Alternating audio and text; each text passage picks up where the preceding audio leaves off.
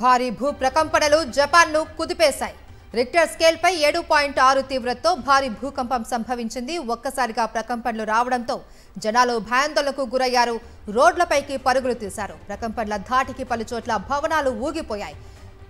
Aomori prefecture తీరానికి 80 కిలోమీటర్ల దూరంలో 50 కిలోమీటర్ల లోతులో భూకంప కేంద్రం ఉన్నట్లు ఆ దేశ వాతావరణ శాఖ వెల్లడించింది. జపాన్ ఈశాన్య తీరంలో 3 మీటర్ల ఎత్తుతో సునామీ వచ్చే అవకాశం ఉందని హెచ్చరికలు జారీ చేసింది.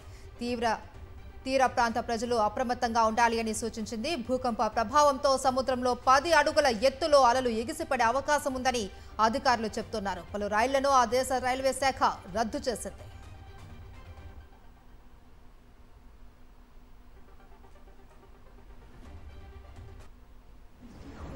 Sigue.